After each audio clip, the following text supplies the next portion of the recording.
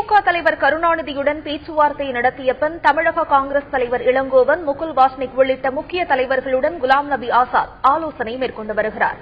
இதுகுறித்த கூடுதல் தகவல்களை தருகிறார் எமது செய்தியாளர் ராமச்சந்திரன். காங்கிரஸ் கட்சியினர் நடத்தி வரும் ஆலோசனை பற்றின தகவல்களை சொல்லுங்க. காங்கிரஸ் கட்சியின் முன்னாள் மத்திய அமைச்சர் குலாம் நபி ஆசாத் ஒருநாள் பயணமாக சென்னைக்கு இன்று வருகை தந்தார். ஏற்கனவே திமுக கூட்டணியில் காங்கிரஸ் இடம்பெற்றுள்ளதாக கடந்த 13ஆம் தேதி அதிகாரப்பூர்வமாக அறிவிக்கப்பட்டது.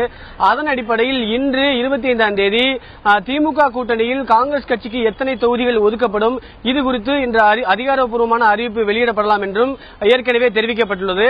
அதன் அடிப்படையில் இன்று காலை முன்னாள் மத்திய அமைச்சர் குலாம் நபி ஆசாத், காங்கிரஸ் கட்சியின் மேலிட பொறுப்பாளர் முகுல் வாஸ்னிக் மற்றும் தமிழக காங்கிரஸ் கட்சியின் நிர்வாகிகள் இன்று திமுக தலைவர் கருணாநிதியை அவரது இல்லமான கோபாலபுரத்தில் சுமார் 1 மணி நேரத்துக்கு மேலாக பேச்சுவார்த்தை நடத்தினர்.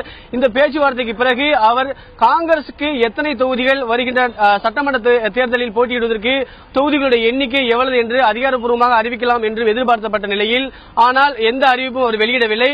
இந்த பேச்சுவார்த்தையை சுமார் 1 மணி நேரம் நடைபெற்ற இந்த பேச்சுவார்த்தைக்கு பிறகு செய்தியாளர் சந்திக்கும் பொழுது அவர் சுமார் இந்த சந்திப்பின் போது வருகின்ற தேர்தலை எவ்வாறு எதிர்கொள்வது, எந்த வகையில் பிரச்சாரத்தை மேற்கொள்வது என்பது குறித்து பேசப்பட்டுள்ளதாகவும் தொகுதியோட எண்ணிக்கை எதுவும் பேசப்படவில்லை என்றும் தெரிவிக்கப்பட்டுள்ளது.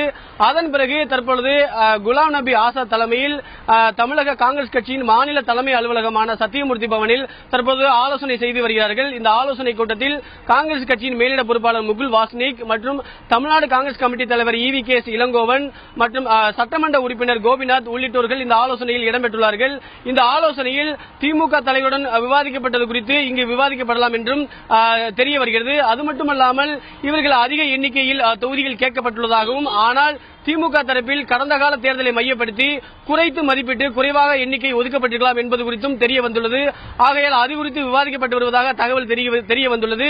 மேலும் ஏற்கனவே குலாம் நபி ஆசாத்தை டெல்லியில் திமுகவின் நாடாளுமன்ற உறுப்பினர் கனிமொழி அவர்கள் தொகுதி பங்கீடு குறித்து ஏற்கனவே டெல்லியில் முதல் சுற்று பேச்சுவார்த்தை நடத்தியதாக தகவல் வெளிவந்தது. ஆனால் அதன் அடிப்படையில் இன்று அதிகாரப்பூர்வமாக காங்கிரஸ் கட்சிக்கு எத்தனை தொகுதிகள் ஒதுக்கப்படலாம் என்ற அறிவிப்பு வெளியாகலாம் என்றும் எதிர்பார்க்கப்பட்ட நிலையில் இந்த அறிவிப்பு வெளியாகவில்லை. அதனால் அடுத்த கட்டமாக திமுக தரப்பில் தொகுதி பங்கீடு குறித்து 4 அணி அமைக்கப்பட்டுள்ளது. அதேபோல காங்கிரஸ் தரப்பில் EVK இளங்கோவன் தலைமையில் 8 பேர் கொண்ட குழு அமைக்கப்பட்டுள்ளது. இவர்கள் அடுத்த கட்டமாக தொகுதி பங்கீடு எந்தெந்த தொகுதி என்பது குறித்து பேசப்பட்டு அதன் பிறகு இன்றோ அல்லது நாளையோ அதிகாரப்பூர்வமாக அறிவிப்பு வரலாம் என்றும் எதிர்பார்க்கப்படுகிறது.